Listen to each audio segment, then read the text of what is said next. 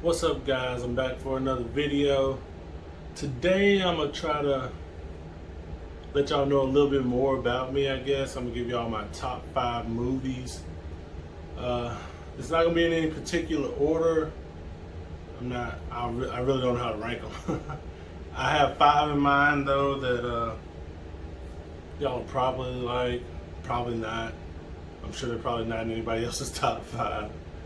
But here we go. All right, guys, we're gonna go ahead and start. I'm gonna start with my number 1. I'm gonna do this in order. I wasn't going to at first, but I'm gonna do these in order. And my number 1 is gonna be Coach Carter. I enjoy Coach Carter for a couple of reasons. Mainly because it's a basketball movie, which I enjoy basketball a lot. And secondly is the plot of the movie. I guess the hardships that they have to go through in the movie, and the way that he gets a team that was not good and that really didn't care about much to be good and to care about things. I didn't want to go into too much detail, but I guess I will go into a little bit more detail. He started off as like he owns a shop or a store, and he becomes the coach of a basketball team.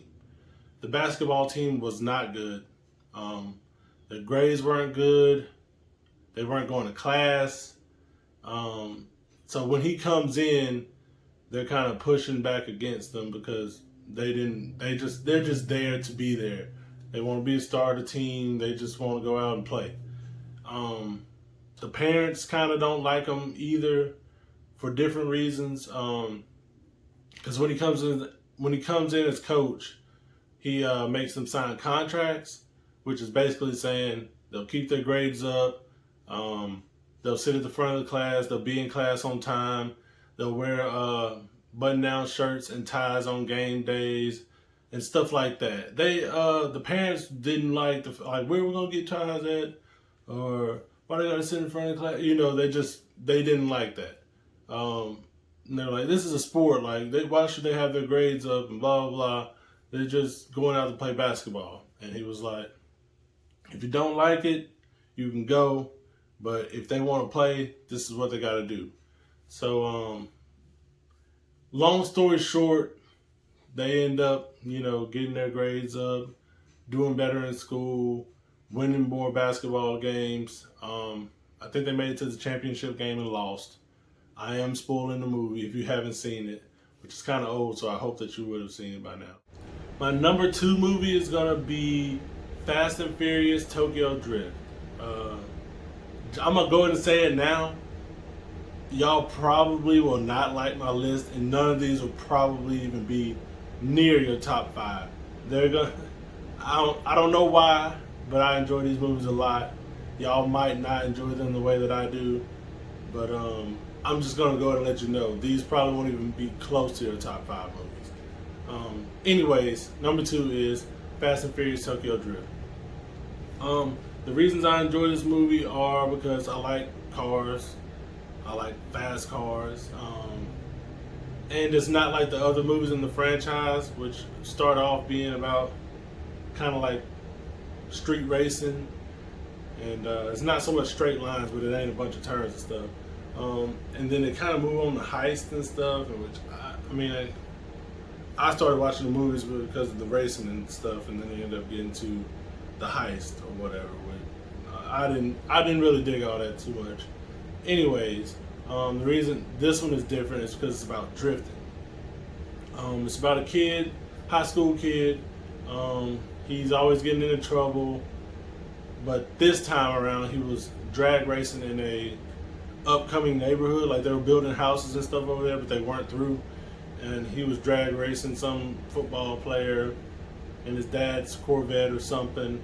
And they ended up doing a lot of damage to the area, and they ended up getting hurt because they ended up wrecking at the end of it. And the officer was like, those two are just gonna get a slap on the wrist, and you can be in some real big trouble. And so basically his mom sends him off to live with his dad in Japan. When he gets to Japan, He meets this guy at school, which gets him into the drifting scene. Some dude decides to let him borrow his car, which he's not just some dude in the movie, but I'm just going to say he's some dude.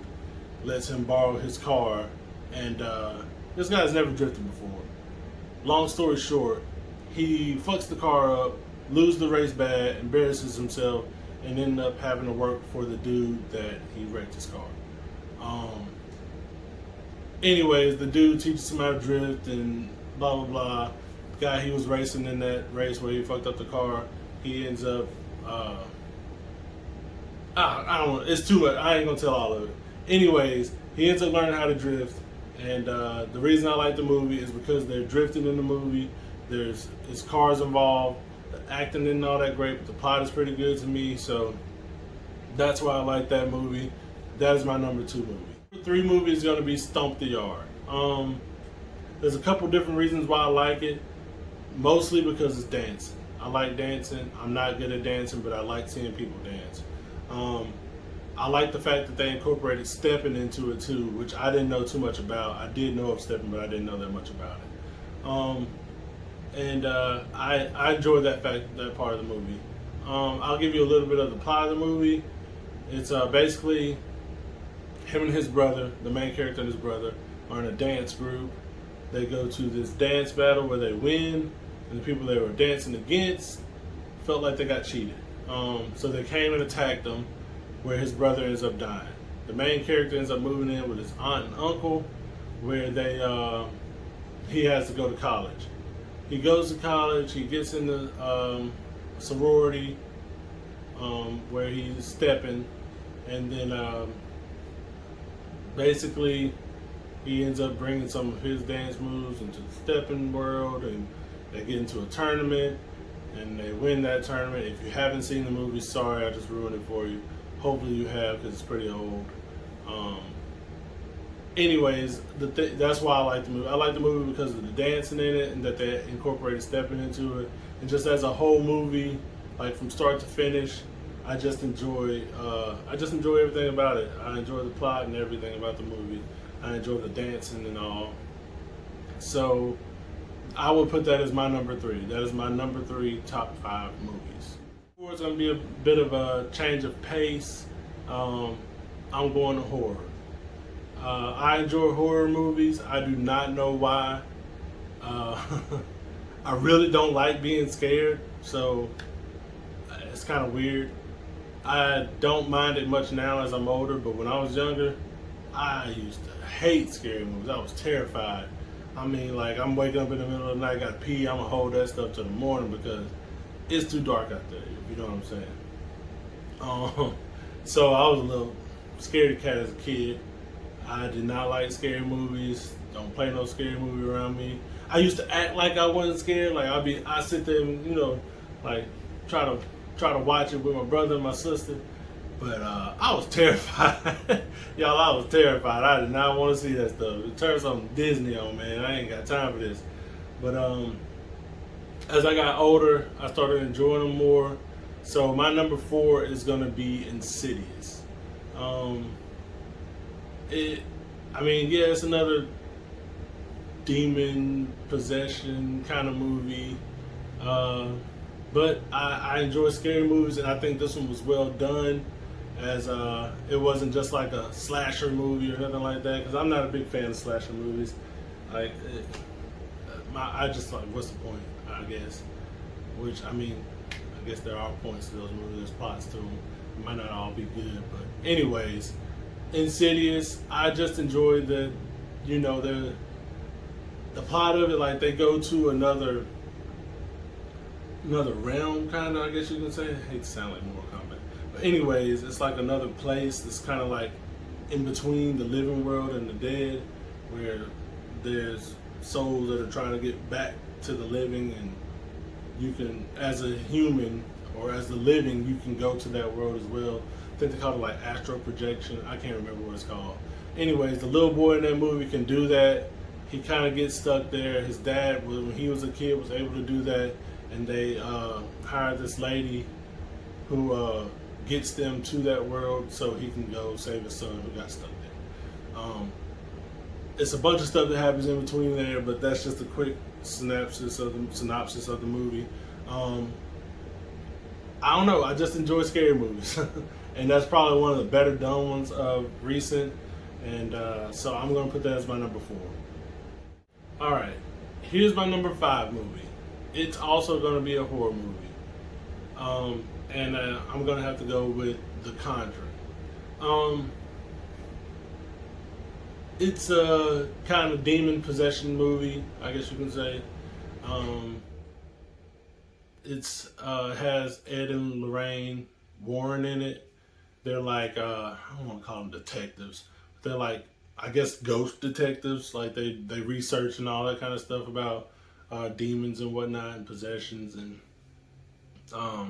they work with some kind of church organizations where they do what do you call it? Exorcist.